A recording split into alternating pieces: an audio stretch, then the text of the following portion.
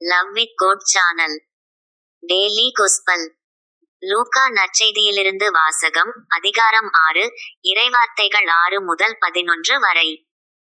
மற்றோர் ஓய்வு நாளில் இயேசு தொழுகை கூடத்திற்குள் சென்று கற்பித்தார். அங்கே வலக்கை சூம்பியவர் ஒருவர் இருந்தார். மறைநூல் அறிஞரும் பரிசேயரும் இயேசுவிடம் குற்றம் காணும் நோக்குடன், ஓய்வு நாளில் அவர் அவரை குணப்படுத்துவாரா என்று கூர்ந்து கவனித்துக் கொண்டேயிருந்தனர். இயேசு அவர்களுடைய எண்ணங்களை அறிந்து, கை சூம்பியவரை நோக்கி, எழுந்து நடுவே நில்லும் என்றார். அவர் எழுந்து நின்றார். இயேசு அவர்களை நோக்கி, உங்களிடம் ஒன்று கேட்கிறேன், ஓய்வு நாளில் நன்மை செய்வதா, தீமை செய்வதா, உயிரை காப்பதா, அழிப்பதா, எது முறை என்று கேட்டார். பிறகு அவர் சுற்றிலும் திரும்பி அவர்கள் யாவரையும் பார்த்துவிட்டு, உமது கையை நீட்டும் என்று அவரிடம் கூறினார். அவரும் அப்படியே செய்தார். அவருடைய கை நலமடைந்தது. அவர்களோ கோபவெறி கொண்டு இயேசுவை என்ன செய்யலாம் என்று ஒருவரோடு ஒருவர் கலந்து பேசினர்.